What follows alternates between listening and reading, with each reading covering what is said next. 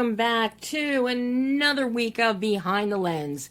I'm Debbie Elias, film critic, creator, and host of Behind the Lens, where we go behind the lens and below the line with those movers and shakers, the film and TV makers, the producers, the directors, the writers, the actors, the cinematographers, production designers, costume designers, composers, VFX gurus, film editors, sound mixers, you name it, we talk to them.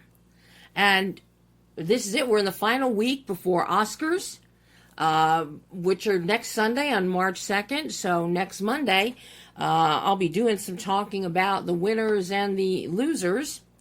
Of course, the fact you're nominated, you're already a winner.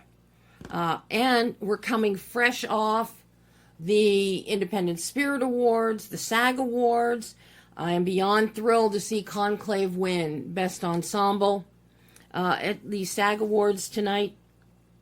So it's just, we're getting ready to wind down, counting it down till we start gearing up for another award season, the Emmys.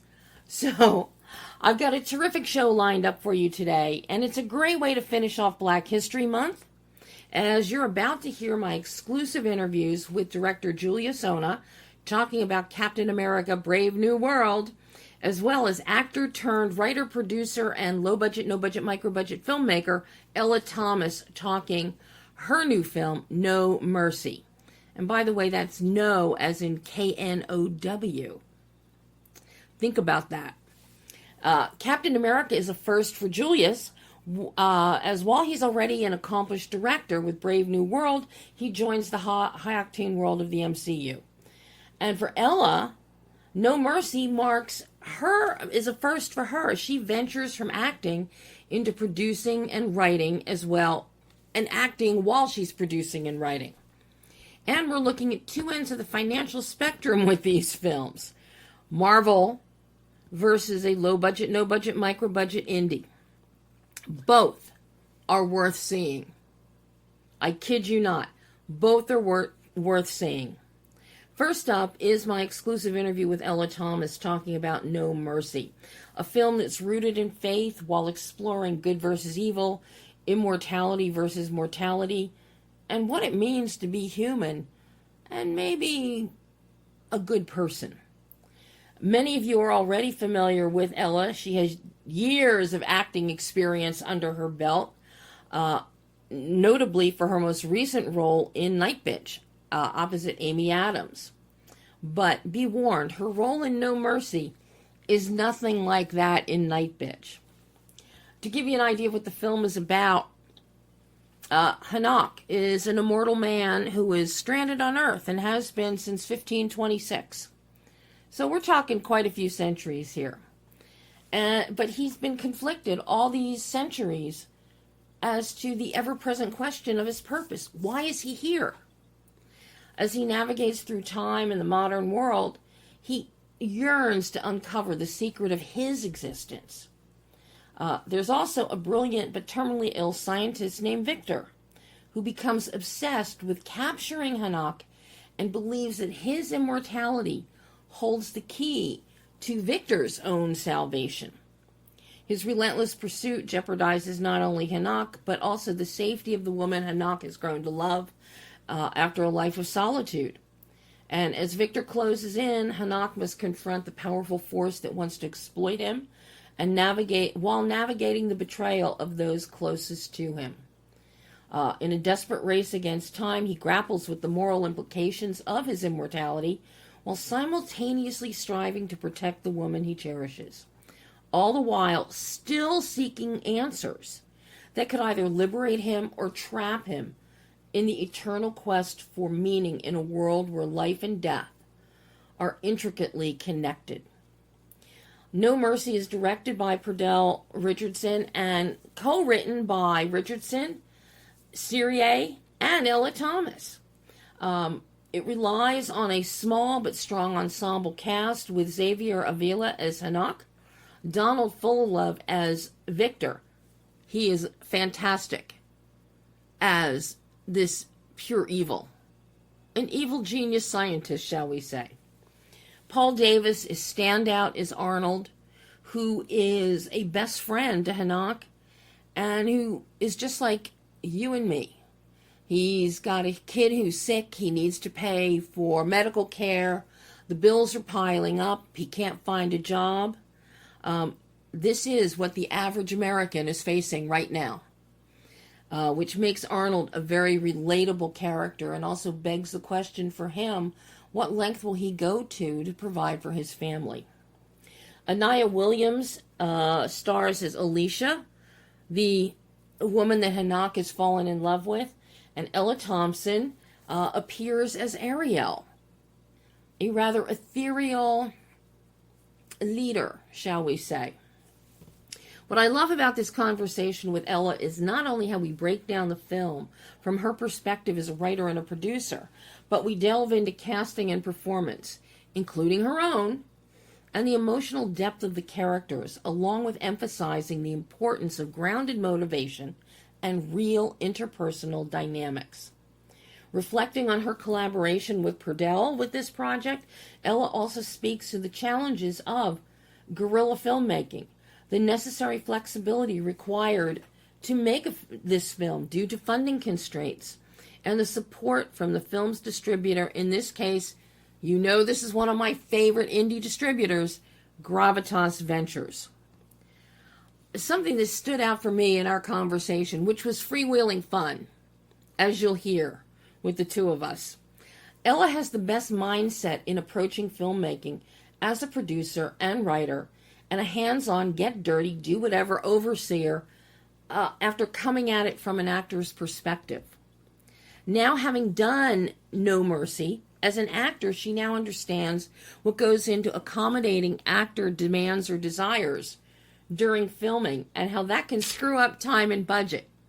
In essence, it's going to make her more thoughtful in requests that she makes as an actor on a film. But overall, it makes for a very interesting interview. So sit back and take a listen to my exclusive interview with Ella Thomas talking about No Mercy. Hello, Ella. Well, good afternoon to you, and thanks for inviting me to have a little conversation with you about the movie. I really appreciate it. I am so thrilled, especially after watching this film. Wow. Goodness. I didn't know what to expect based on the brief synopsis that was in the press blast. And I got so involved in this, and throughout the entire film, all I kept thinking is, I want a series. I want a series. A television series based on this. You are so lovely. Thank you so much. It becomes so easy for people to be critical of indie filmmakers because, you know, there are times that you understand, like, budgetary constraints and trying to put your best foot forward. But well, it was really important to us that people leave this film feeling, you know, empowered by this idea that we're in this together and we're just trying to march into the world with some grace and some dignity, and we're all just trying to find who we are, and it's a universal theme. So I can't tell you how much it means to me for you to have approached our little movie with such grace. Thank you. It's so uplifting watching this. And yes, it is definitely faith. Faith base is a big cornerstone here. But you don't shove it down anybody's throat. This is never preachy. What you're addressing here in No Mercy are really some universal questions. And the way we see it play out, and the whole idea of good versus evil, and we all see good versus evil every single day of our lives in the people and in the world around us. And watching the nuance that this is brought to life through Hanak, who is one of the most engaging characters. You cannot help but be drawn to him. And then I think that's also because of Xavier Avila. He's a wonderful, wonderful actor, and just came at it with so much heart. Where did you find Xavier? I mean, because he truly is, when he is on screen and his eyes, it's like he is looking into your soul when he's looking into the camera. He's a fairly new actor. He's done some television, and I think we always talk about when you finally get the opportunity, especially in this business, what you do with it. Xavier showed up on set like this was a big budget, A-list director. He was prepared. He was open. He was flexible. He gave us all the time we needed. He didn't put any constraints, and he was just humble. I think that was one of the things that we all knew too. We didn't know where this would go when we started. We didn't know what it would be, but we were all in it to tell a story. We've come out of the pandemic. We've come off of 2 strikes. We've come off of all the rhetoric and negativity and vitriol, and we just wanted to present a different picture, a different story that was, kind of was genre bending, sci-fi elements with faith elements, but faith in the idea that the golden rule. It's not about religion. It's just about the social contract of how we treat each other, of decency and morality, and not to be in a world where we're trying to shout each other down, even when we're coming at something from opposite viewpoint. Absolutely. And this is where your character construct is so important here, Ella, because we have Enoch, who is good, personified.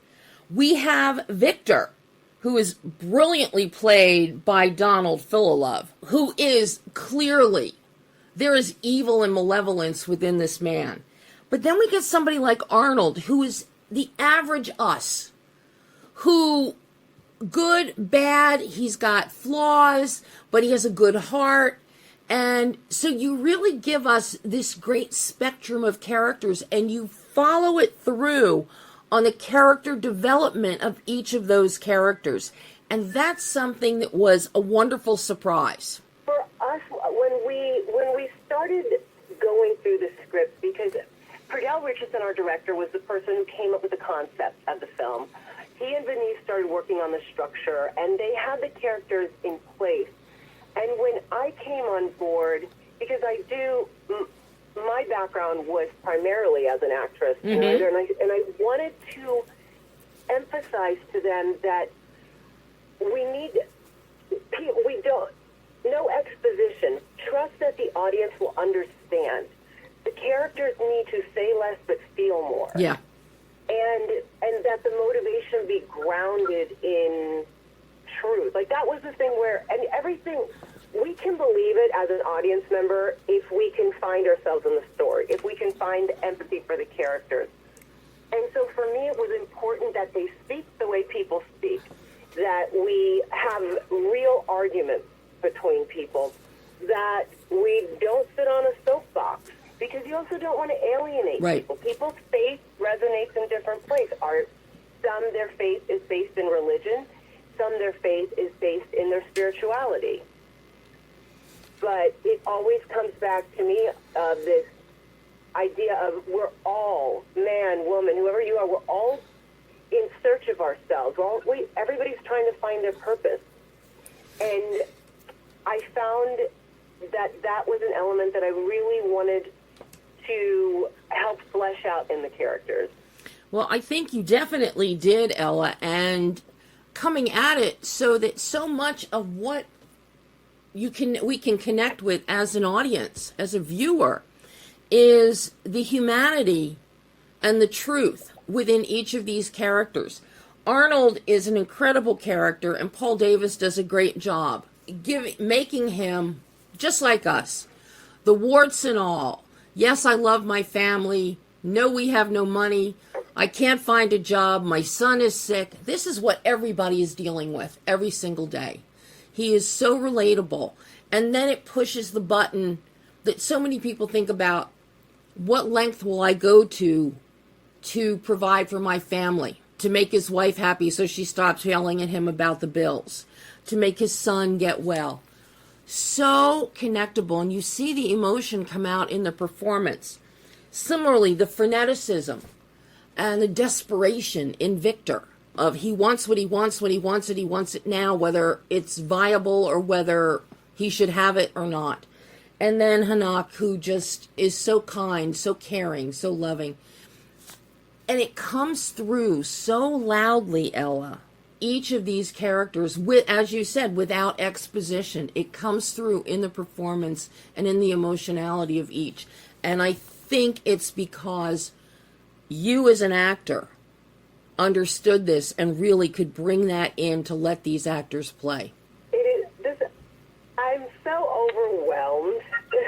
I'm so overwhelmed by your words because, again, you know, what's different about being an actress or a writer, producer, as an actress, when if a project hits or misses, it's not on your shoulders.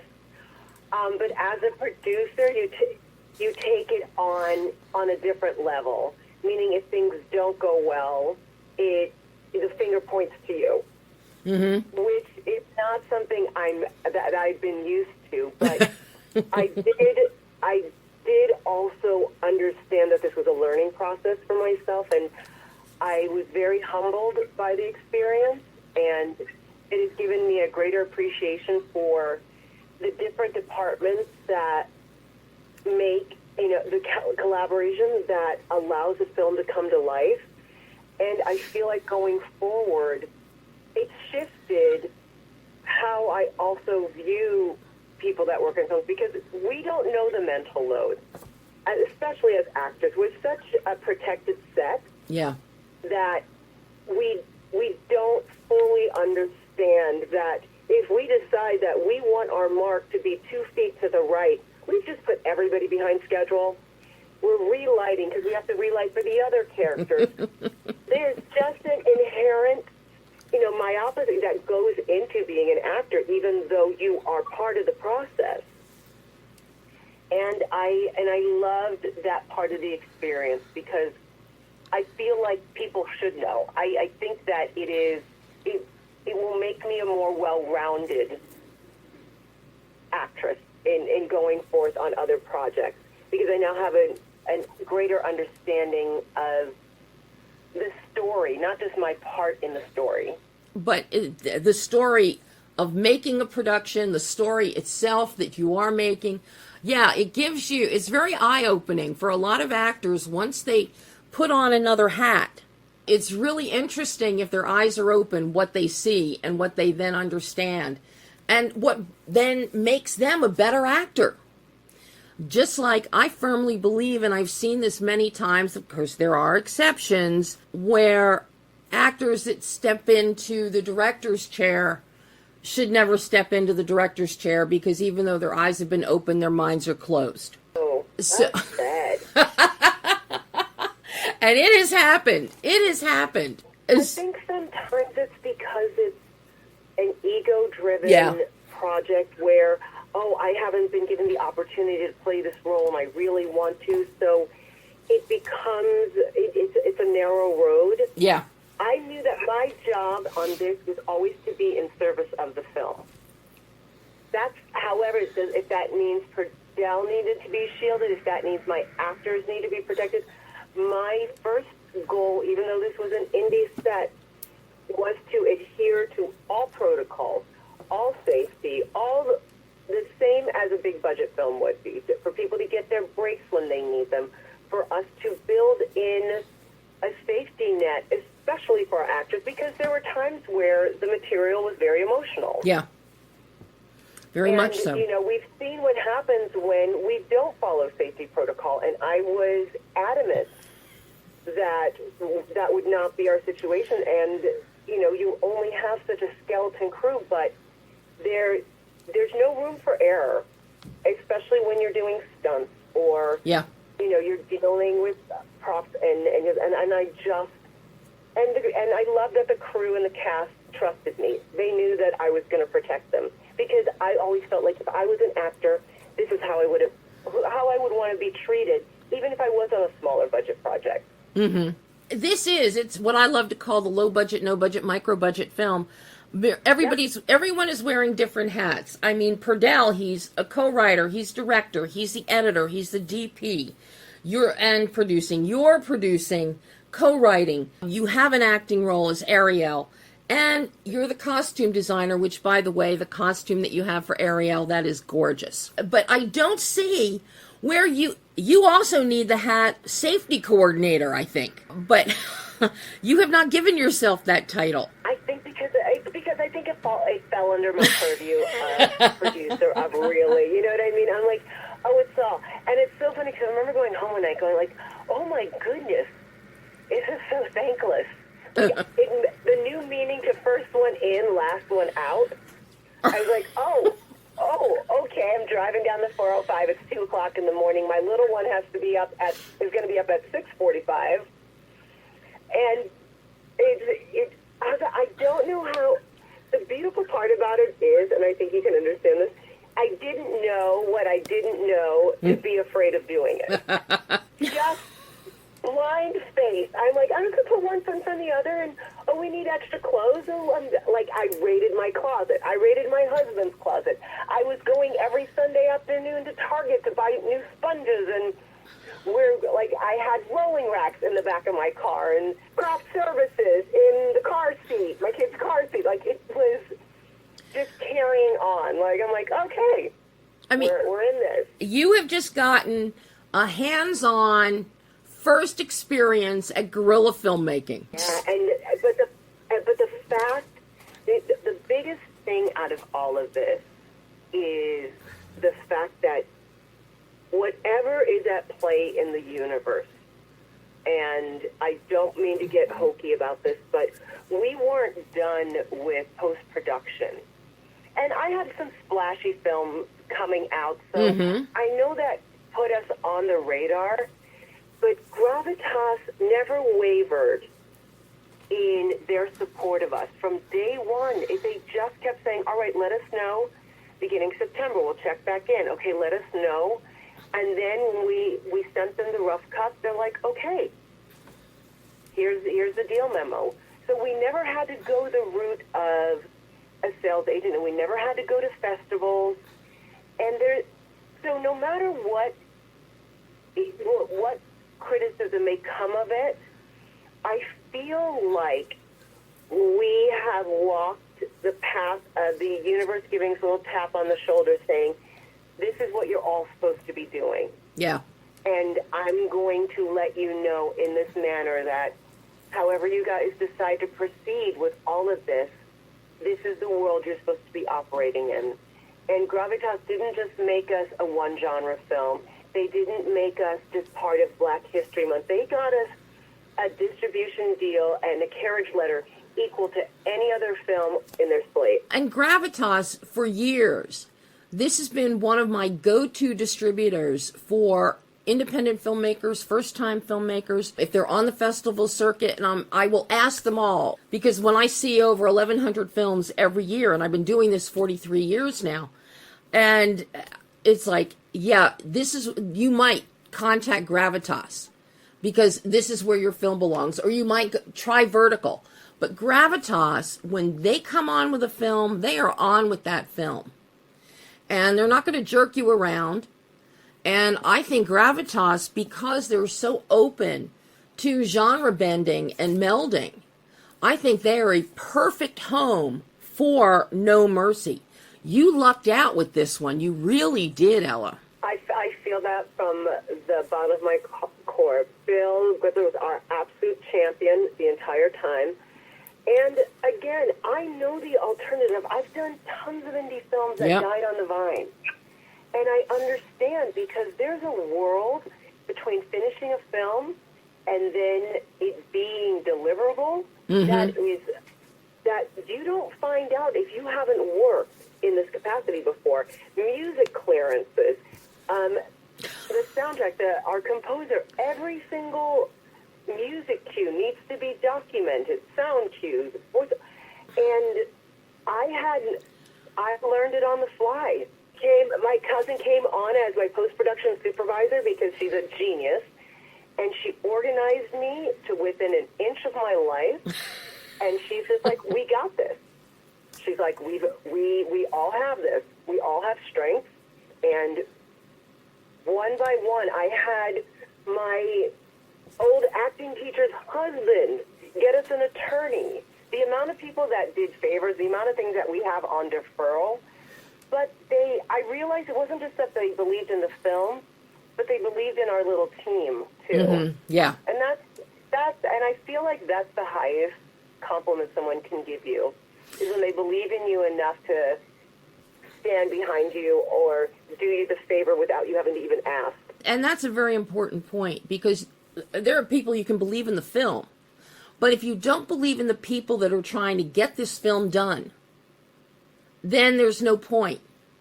There's no point to, extending yourself, extending your services, holding out your hand and saying, here, I'm here for you. So that speaks volumes about you and Purdell in particular, the two of you, to be helming this project, that people wanted to come on board, and not just because of a script, but because they believed in you. So that speaks volumes about you and about Purdell. Yeah, and we've been friends a really long time. We did one of our first projects together. I was an actress and he was a PA on a short film in New Orleans.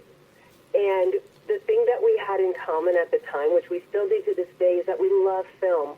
We love movies. We love television. We love all the artistry, the creativity that goes into it. And that has bonded us through the years as we've worked on other projects together. I've watched him hone his craft as a DP. We've just supported each other. He's probably like a brother at this point, more so than just a collaborator. What was it that got you involved in the project to begin with? Because as you said, Purdell and Sari already had this, but then you came in.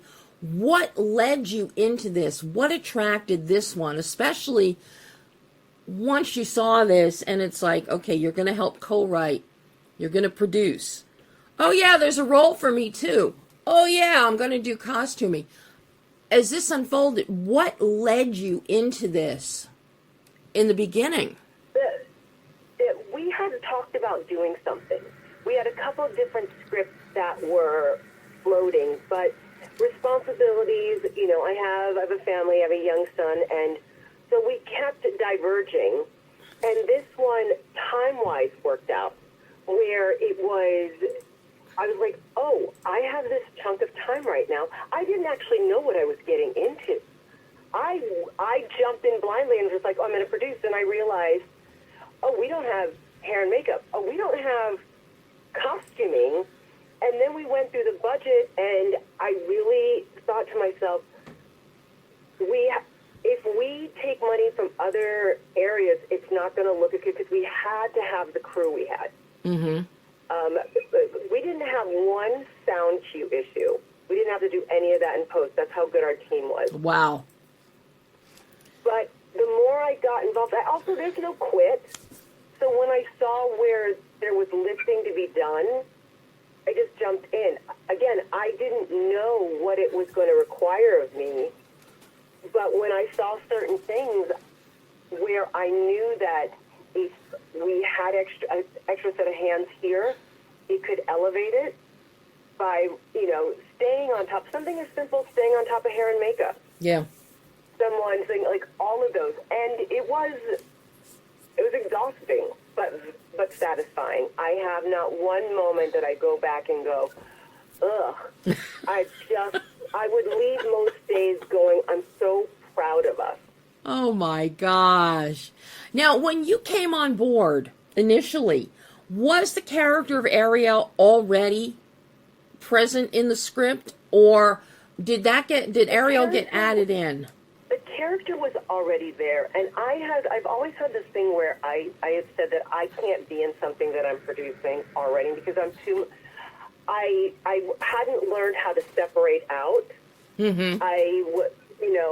One time I had to do it. I saw one of the PAs run like some chair along my wall and left a big streak, and I jumped out of scene.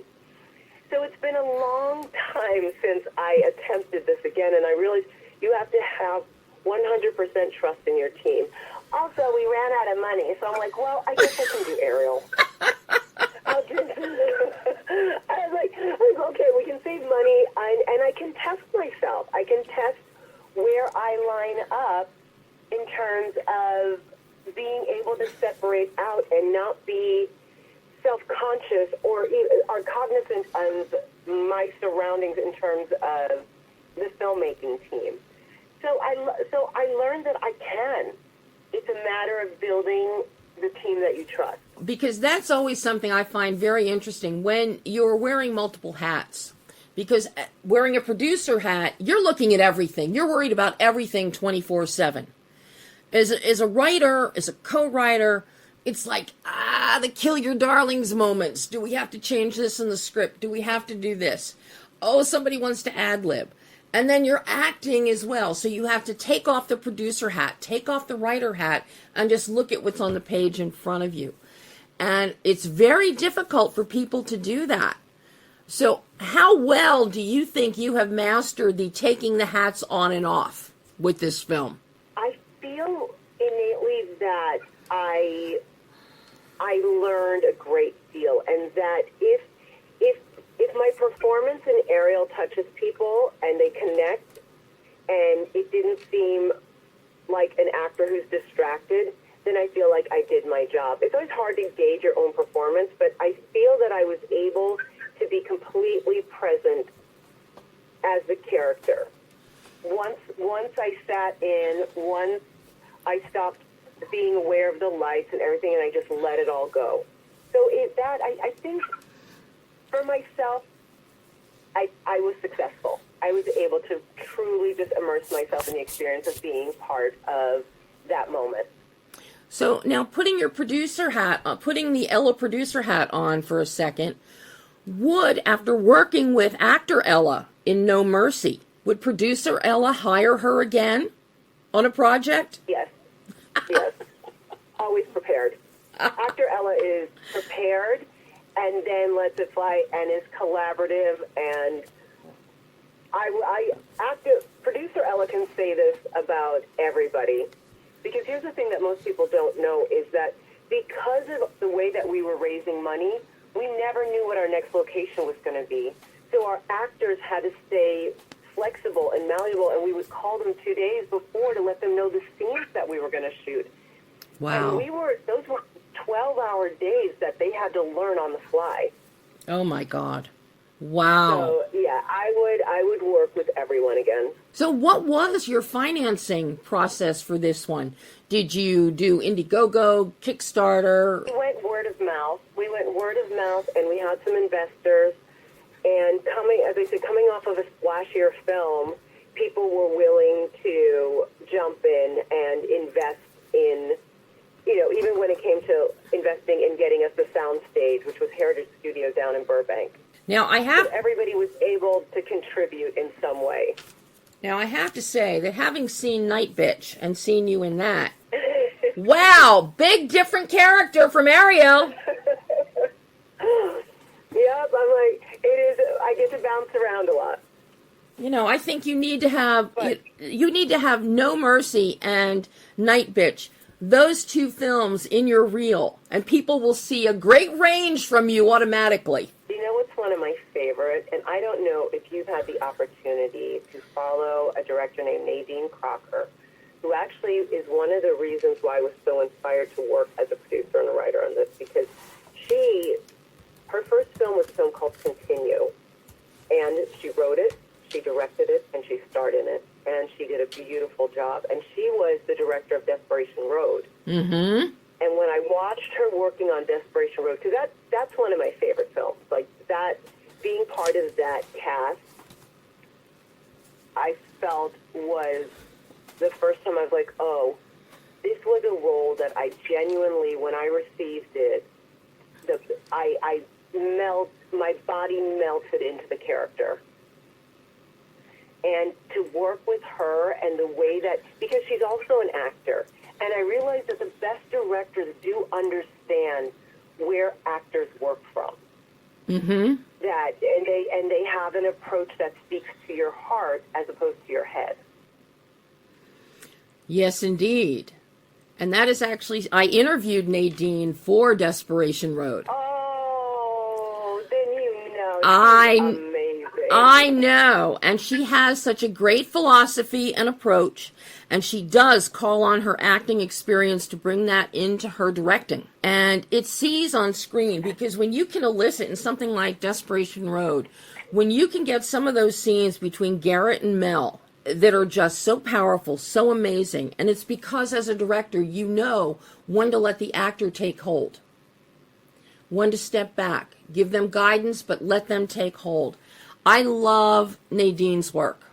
Love it. And she is just fantastic. Fantastic. Yes. So it's easy to see why Nadine could be a small influence on you, Ella. Yeah, she's a real one, that one. I have a special place in my heart for her, and when I get the chance to talk about her, I do. And Desperation Road, I love that film. For so many reasons. Oh, it's so, yeah. It's a beautiful, and the book, I read the book the minute I got the audition, and I just fell in love with Michael Ferris and his writing. Yes. Isn't that book spectacular? That book screams cinematic. And it takes you on the journey. Mm-hmm. He has such a lyrical style. Mm-hmm. I love his writing. Because after that, I went and obviously bought 2 more books.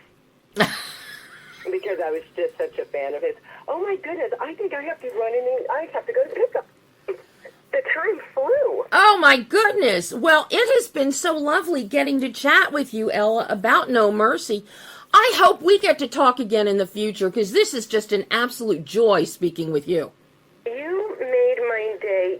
The way that you champion films, and I saw, and I read up on you, and I saw your site. And the way you champion films and filmmakers and indie creators, and as well as others, and I just think that you're spectacular. Oh, well, thank you. Well, I think you're spectacular, and I can't wait. Maybe you're going to option one of Michael Ferris's books one day and make a film. Oh, you just made the hair on the back of my neck stand up. I'm like, ooh, I could do that. I can see you doing that. Ella, thank you so much. Thank you for making my day. This was amazing. Oh, and hopefully we can be amazing again in the future. We will. And I will be in touch, and I will be following you as well. Oh, well, thank you, Ella. You have a great rest of your day. You too. I'll talk to you later. Bye-bye. And that was Ella Thomas discussing No Mercy, which is currently available on digital platforms. So check it out. Now, I'm going to bring out the big guns in my exclusive interview with director Julius Onah discussing Captain America, Brave New World, which has taken the world by storm. As Sam Wilson, our new Captain America, finds himself in the middle of an international incident and must discover the motive and who is behind a nefarious global plan. Isn't that always the way with the MCU? Always the way. For my money, Julius was an interesting choice to helm this one, as it marks his first big tent pole. But if you know Julius's work, such as that with Loose, you know his understanding of character and emotion, and that serves as a critical building block for Sam Wilson's Captain America and this next phase of the MCU and New Avengers. I already love Julius's work with what he did with Loose, and now to see what he has done, upping the ante and pushing himself into the action-heavy MCU, is fantastic. What I particularly appreciate, though, is with Brave New World, Julius gives us thoughtful, dramatic moments that allow us to get to know Sam as his own person and not part of an entire group of personalities, a.k.a. the Avengers. But we get to see him wrestle with his own conscience and self-worth, trying to step out of Steve Rogers' shadow. Julius is patient in his direction, be it in a heavy drama, be it in the MCU. He is patient. And he lets those characters breathe and find their footing. He does that here while building tension and celebrating action. Kramer Morgenthau's lensing, and notably the framing, is so key in this film, as is the editing that allows for Kramer's introspective shots to be held and not rushed, and all of that feeds into the character development. Also significant in this film, the personal relationship that Sam has with Carl Lumbly's Isaiah is very moving. And also to see how Bucky and Sam have grown in their friendship. That's just wonderful. And dare I say it, Bucky is almost like a little Jiminy Cricket on Sam's shoulder. I loved that Julius stayed true to himself as a filmmaker with the dramatic personal aspects of the story, and then cocooning that with the explosive razzle-dazzle action, most notably the aerial fights. And you're going to hear both Julius and I talk about it, but woohoo! Weta, the fabulous VFX team of Weta, is back with a lot of their wondrous work that plays into a lot of that razzle-dazzle action, as well as the Celestial Island, which is a significant part of the film. Now, don't expect to hear Julius and I rave about Anthony Mackie. These are givens. You know, rave about Anthony or Harrison Ford or Danny Ramirez or Giancarlo Esposito or Sebastian Stan. We really went technical with the meticulous production values, such as Ramsey Avery's incredible production design, Kramer Morgenthau's cinematography, the editing, the fabulous score by Laura Karpman, who also did the score for the Marvels, by the way, the use of negative space, strategic color schemes, fight choreography, along with how all of these elements serve the emotional growth and empathy of Sam Wilson, as well as the tension with Thaddeus Ross. And we also talk about the power and the exquisite delicacy of cherry blossoms, which are very, very key in this story. So take a listen as Julius Onah discusses Captain America, Brave New World. Well, is that you, Julius? Yes, it is. I can't tell you how thrilled I am to speak with you about this film. Oh, that's awesome. I'm really excited to talk to you as well. I have been such an admirer of your work. I love what you did with Luce. I was riveted with that film. And what thrills me with Captain America, Brave New World is that I still see you staying true to yourself as a filmmaker and a storyteller, focusing on the dramatic personal aspects of the characters and the story, and then cocooning that with explosive action. You give us thoughtful, dramatic moments that allow us to get to know Sam as his own person in an expanded platform, not part of a group of personalities.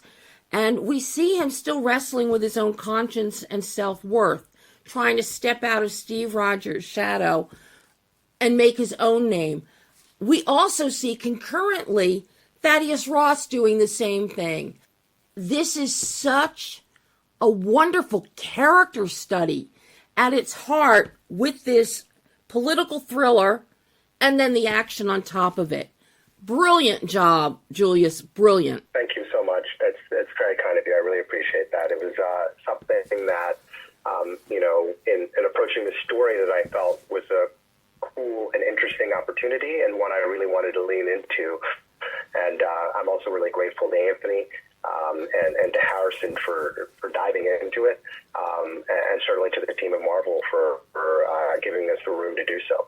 Just so well done. That was a real surprise to me, is to see the emotional resonance, the emotional tonal bandwidth really come through within the characters, and particularly with the empathy that Sam has for every situation and everybody.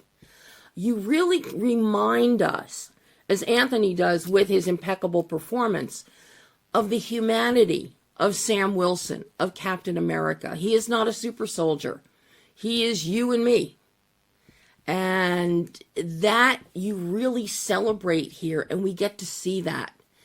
So I'm really curious, as you broke this script down and you started to approach this, how did you break this out to hone in on the characters and the emotional, empathetic aspect of this story? Well, it came from a number of different directions, and I really appreciate that question, because on a macro level, the conversation began with this movie should operate within the lane of a paranoid political thriller.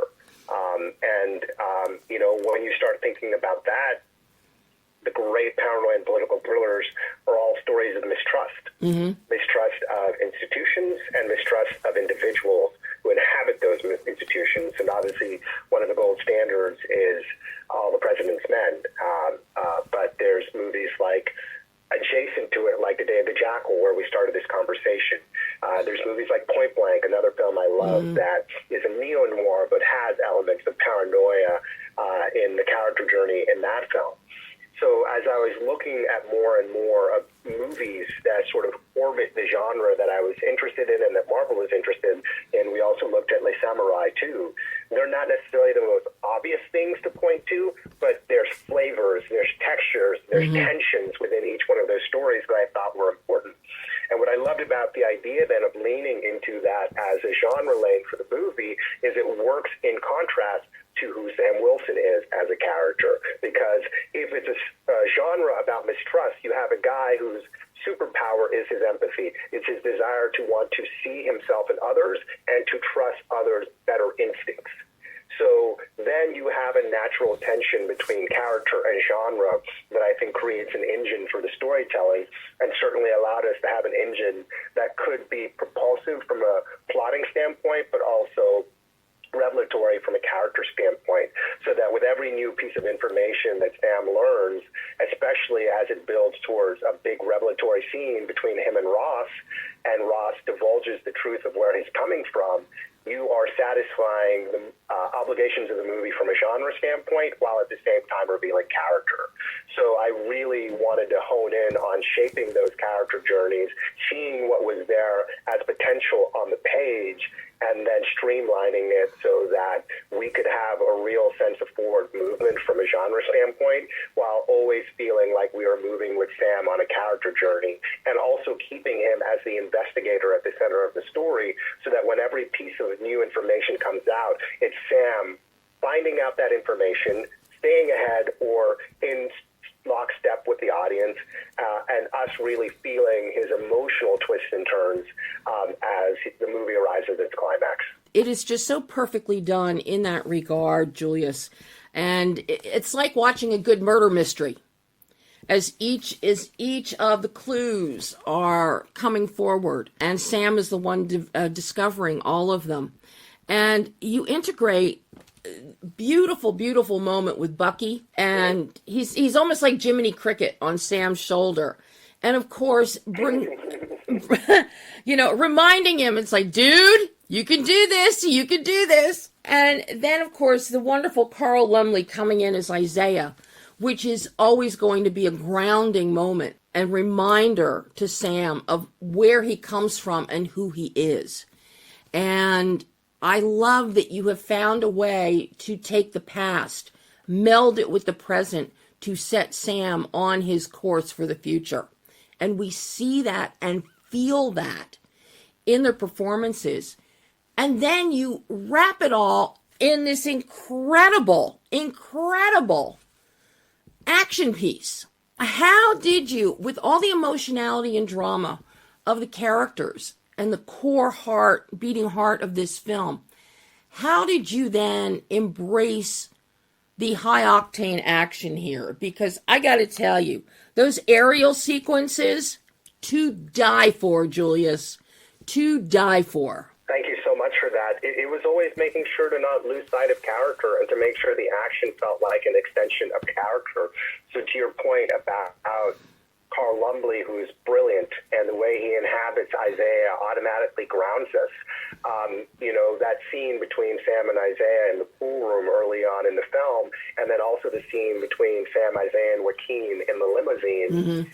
They were very important moments for me to understand where these characters were coming from, but to also see their humanity, see Isaiah's concern and care for Sam, see Isaiah let his guard down as Sam is pulling him further out into the world, and spotlighting him and the contributions that he's made historically, and see the sense of fun that the three of them have in that limo, and sort of a kind of pinch yourself moment that they are going to the White House. These are not people who maybe historically have had this sort of access and platform, and even for them it feels larger in life to be doing that. And then to get that immediately get snatched away from him. I think sometimes that's the fear for anybody coming from an outsider experience of trusting the opportunity to become an insider, that it's something that gets dangled in front of you that could easily be snatched away in an instant. And that's certainly some of the experience that Isaiah ends up having, and some of what Sam is trying to protect as well. So a lot of thought and care, and we did rehearsals as well, and there was a lot of conversation with each one of these performers to make sure that those human moments were there, and then to your point, that it would explode into the action, so you know what's at stake for Isaiah, so that big propulsive sequence when he's being chased. And, even the detail of the suit was something that was incredibly important to me as I was doing research into the history of Isaiah Bradley and the sense of the relationship he had had with his wife. I just thought, how great would it be if he was wearing the suit that they once wore to their wedding, to this event, because it's the only nice thing that he still has, right? Yeah.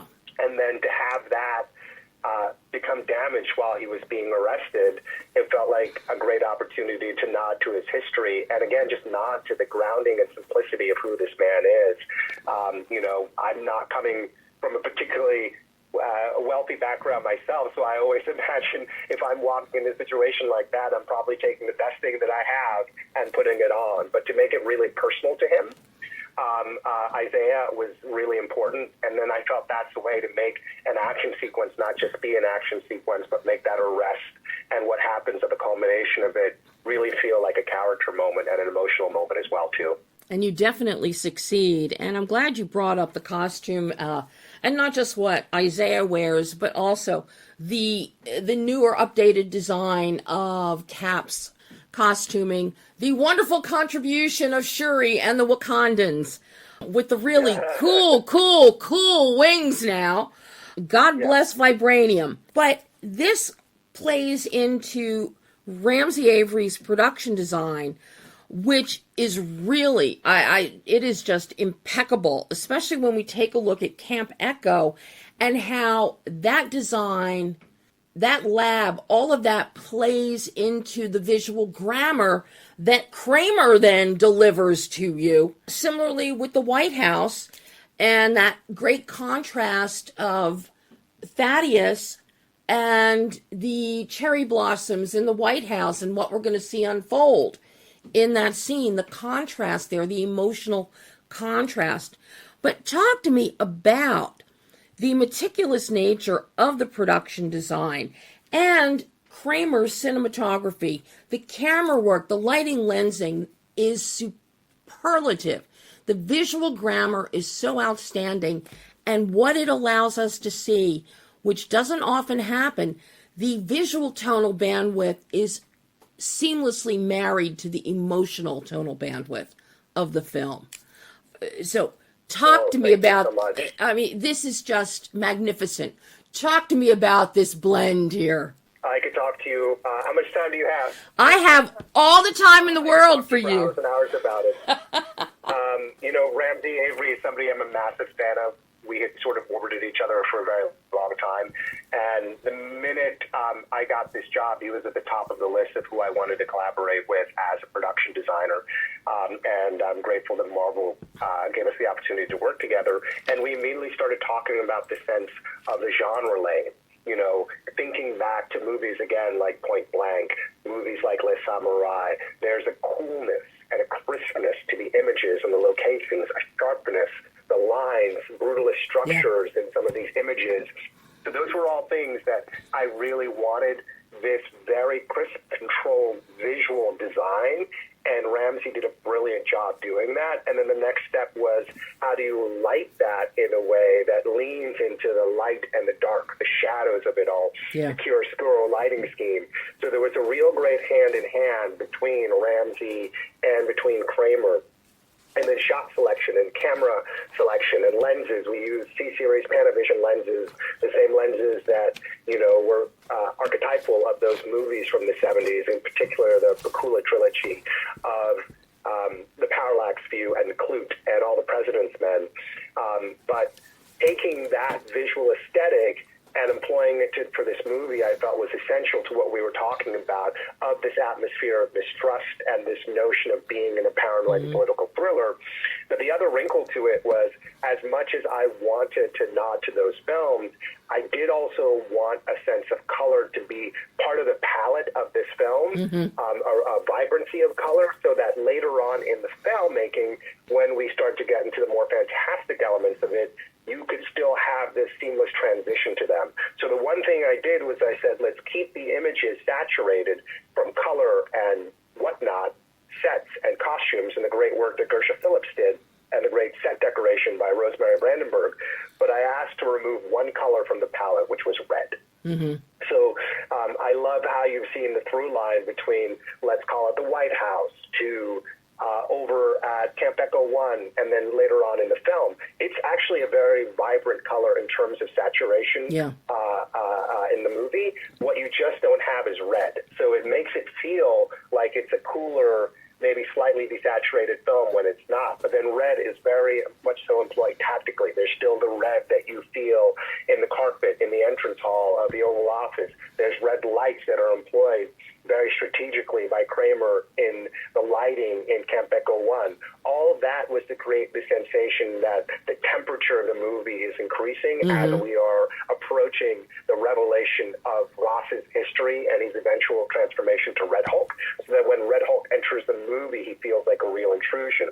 But then that also meant we had to work hand in hand with Gersha and her costumes to make sure there was no red in it, with Rosemary Brandenburg and her set dressing to make sure that there was no red in it, or that when there was red, it was very carefully employed. Likewise with props.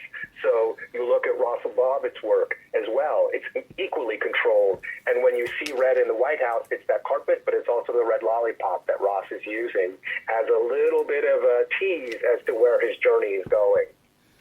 So that's one facet of it. And I can also get into the cherry blossoms, because that's another facet.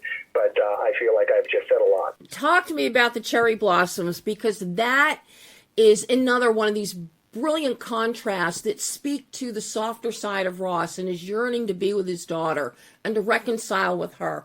Plus pink, it's a nice blend between red, toned down with white, so your color construct comes into play there. But it's the delicacy and the humanity and the beauty that we see in those moments with the cherry blossoms. But please talk to me about the cherry blossoms, because they are exquisite. Thank you. And they were a tremendous amount of work. And yet again, I have to credit Ramsey for how he helped me incorporate it over the course of the film. The cherry blossoms were personal. First of all, I grew up in the D.C. area, and it was just something that when I first moved to D.C. at 10 years old, that always stuck with me as an image. And I wanted it to be something that then creates a connective tissue between Ross and Betty. So early on in the movie, there's a scene where Ross basically describes his entire fate in this movie in that scene. You see him framed by two cherry blossom trees, and then he recites a line from Walt Whitman that Whitman had said, keep your face always toward the sunshine, and the shadows will fall behind you. And I love this idea of subtly teasing exactly where this character was going to be going in a way that maybe most people might not notice.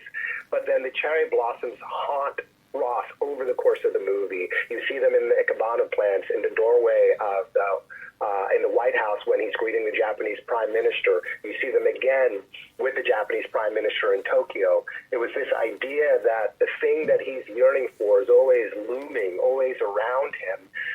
And I like that it could operate on two levels, his personal connection with Betty, but also this idea that the cherry blossoms that we have in Washington, D.C. were a gift in 1912 from the Prime from the ambassador of Japan and also the mayor of Tokyo. So there was a connective tissue there. And then at the end of the film, Sam, overhearing and really paying attention, right? Not just hearing, but really listening to what Ross is saying when they're with each other in the wardroom, and he talks about wanting to be able to walk with his daughter again at the cherry blossom. Sam's emotional intelligence comes in, and that's where that empathy as a superpower is so important. So he takes Ross back to the site of where he once connected with his daughter, to the thing that he's yearning, and then by the end, when he breaks through to Ross, that line from Whitman comes to life. He's holding a cherry blossom. He's looking to the sunlight, and we see in his shadow him turning back to the man that he truly wants to be, and also taking responsibility for his past. And it's in the taking responsibility for his past that he ultimately gets reconnected to his daughter. So that's a place where it's a combination of the work being done by Ramsey to help me. It's the work being done by our incredible visual effects team, Dan Cox and Sydney at Weta. And then, of course, the performances of the actors to bring all that together. Just absolutely brilliant. Briefly, another thing, talking about what Kramer did and what happens with his work, one of the very, very cool things with Echo One that you and Kramer make great use of is negative space, which there's some red in Echo One, but the negative space really helps. That is like our big punch that really heightens the thriller aspect of what's about to really unfold and the explosive information. And I just love that design, that grammar aspect that the two of you put together. I'm so glad you mentioned that. And it's something utilized over the course of the film in two ways. I love the idea of leaning into negative space just visually, but also to create a sense of being off kilter, not being quite steady, right? Both the way the actors are positioned in the frame, but also that it's a visual language that I think, especially in this kind of big, broad, populist movie that's not always employed. And then the negative space was also about creating lots of headroom to create this sensation of pressure on our performers and feel the weight that Sam especially is under. So all that was very, very deliberately done, again, to lean into genre, but then to use camera to emphasize the emotional journey of our hero, Sam. Absolutely. And of course, wrapping into all of this, of course, is the incredible stunt coordination, the fight coordination, the choreography is amazing, particularly when we look at some of these sets, because there is not a lot of room to navigate. So precision is the operative word. Similarly, inside vehicles, even we've got action happening, but primarily when we get into somewhere like Echo One, the lab room itself, the hallways, there's not a lot of room to navigate. So your stunt work, the fight choreography is outstanding. Outstanding. Thank you. Yeah, I mean, this was a case where I'm so fortunate to those teams, Joey Box and Cameron Early, who were stunt and our fight coordinators, and they really embraced what I was going for with this film, which was to work in these tight, cramped environments and lean into the reality of how this action should work, while also not deviating from the larger visual language of the film. I didn't want it to sort of, and I mean this very respectfully, but I didn't want it to sort of lean into what I think are some of the conventions of, well, let's just shake the camera and do handheld and whatnot to orchestrate a fighting sequence. I wanted it to be deliberate and precise, as precise as what we were doing in our dramatic scenes. So that meant taking away something that at times can be a tool for these guys to either smooth over what a performer might not be able to do for whether safety reasons, or you're using an actor who might not be able to accomplish a certain thing, so you can maybe hide some of the choreography. But I just think our stunt performers and our actors do so much work and so much brilliant work to make this stuff feel propulsive and energetic. I didn't want to hide it. I wanted to find a way to really lean into the reality of them being in those spaces and make it not feel like all of a sudden this is the action part of the movie. Yeah. This is the drama part of the movie. This is the VFX part of the movie. So the same discipline I asked of our for stunt choreographers and fight coordinators was also a discipline I asked of the visual effects supervisors for the big flight scene you were talking about, to always be utilizing the same camera language, always be embracing the same set of limitations to create a sense of reality. But it took a lot of work to design those, especially in those cramped spaces in Camp Echo 1, and even the hallway sequence earlier on in the movie in the chapel, in the church in Mexico. And I'm really, really grateful and proud of the results of what they accomplished across the board. Yeah, it's wonderful. But now with all this precision and with these confined quarters and the tone that you've got going and the pace that you have going, your editing is critical here. How challenging was the editing process on this film, Julius? It was very challenging, and we had two incredible editors in Matthew Schmidt, who had worked on previous Captain America and Avengers films, and Madeline Gavin, who I'd worked with on Loose. And it took both of them bringing their points of view and their skill sets to this. Madeline and I had a real shorthand, especially when it came to certain character-driven scenes, that she was really able to help me quickly get through creating a shape for them. And Matt also had a great grasp of the characters and what I wanted to do specifically with this film, but also a historical knowledge coming from previous caps of where Sam was coming from, and, you know, versions of Ross that were played by Bill Hurt. So having, you know, somebody who I worked with intimately in the past, but somebody who also had a real sensitivity to where these characters were coming from was fantastic.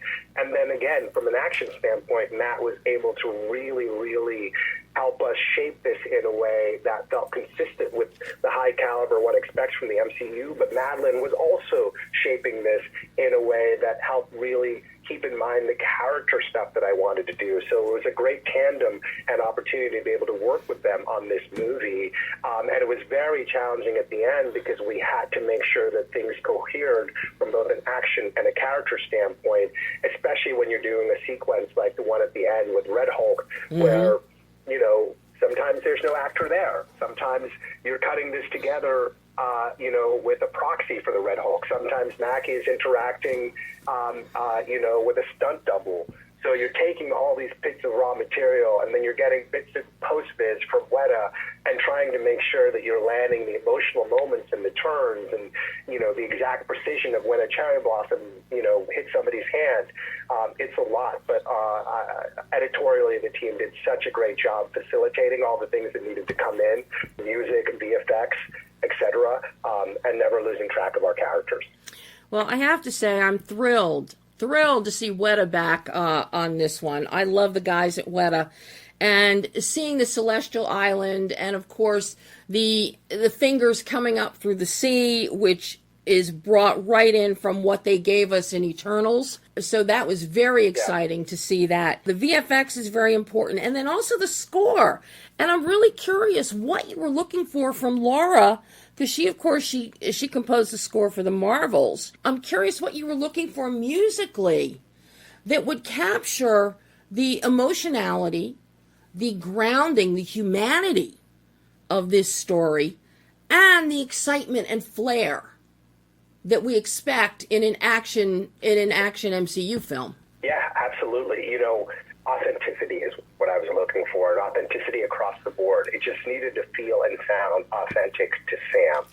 So one of the first things I asked of her was to come up with something thematic for Sam that you hear actually early on in the movie. You hear during that big set piece at Celestial Island, especially when we're arriving at the climax of that.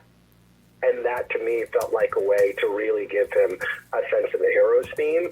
But this was, and Laura did a brilliant job. It was a very difficult ask. How do you satisfy what needs to happen from a heroic thematic standpoint, but also make sure that that lives in the same world as a paranoid and political thriller? So, you know, I had her look at everything from the score of the great, Rainer Werner Fassbender miniseries, World on a Wire, that was another one of the visual influences for this film, that had a very kinetic electronic sound to it, but at the same time, look at the boisterous, energetic scores of Lalo Schifrin as well from that era that had that sense of period sort of political thriller Mission Impossible-esque sound to it. So it was really a combining of a number of different elements to create something that I thought would satisfy everything that we needed. But the real bedrock of it was having something that felt authentically like a Sam theme that could then take on different flavors, where we feel a big heroic version of it during an action sequence, and then we feel a very subtle emotional version of it, like in that scene between Sam and Joaquin towards the end of the film in the hospital. The instrumentation picks up on all of that. So I think the instrumentality of the composition is just brilliant and allows that motif to really play so well at multiple moments, almost like a Bernard Herrmann would have done with a score, or a Max Steiner. Yeah. And I definitely... Bernard certainly came up too. yeah. And you got Schifrin in there, and of course, one of the seminal sounds of that era. Now, I've got one last question for you, Julius. I'm really curious, because the massive undertaking of a Marvel film in and of itself, and this, you're really kicking off the next sequence in the MCU. What did you learn about yourself as a filmmaker in making Captain America: Brave New World that you can now take forward into your future film projects? I learned that, and it's something I knew, but this only reinforced it further, how much I love the collaborative process, how much I love working with a great team of people and getting them all on the same page on a vision, and then empowering them to go execute. So whether it was my conversations with Ramsey and Kramer, or my conversations with Madeline and Matt, or my conversations with Laura and Alessandro and Bill from VFX, and each of our vendors, Dan and Weta, I love getting together a group of exceptionally talented people and putting them on a mission to create something that feels like one cohesive whole. And it's something that I look forward to leaning into even more on anything I do going forward. I, for one, cannot wait to see what you give us next. I hope you come back to the MCU and the world of Captain America. This has just been... I so love this film, Julius. I cannot tell you, because of all of the elements that you have brought to life here and married seamlessly. Job just so well done. Oh, thank you. Thank you so much. This has been perhaps my favorite conversation, Debbie. Not to, slight anybody, but I really have enjoyed how thoughtful and considered you've been with the movie. I think you and Mike Muse, just two amazing conversations, and I appreciate how generous you've been in talking about the film. Oh my God, you have been even more generous, Julius. I can't thank you enough, and I hope we get to chat again in the future. Me too. I would really enjoy that. Julius, thank you so much, and you go have a great rest of your week. Okay, thank you. Take care. And that was Julius Onah, director Julius Onah, talking about his own Brave New World, directing in the MCU, as we dug into the mechanics of Captain America: Brave New World. And as I'm sure you all know, unless you've been under a rock at the bottom of the Marianas Trench or something, or out soaring around with Captain Marvel, or Guardians of the Galaxy in some unknown galaxy, Captain America: Brave New World is playing in theaters around the globe right now. Now, that is all the time we have today. Next week, I'll be live in the Adrenaline Radio studios with director Tiffany Kim Stevens joining me live, no pre-record, live, to talk about her new film, Trigger Happy. So, until then, I'm Debbie Elias. This is Behind the Lens.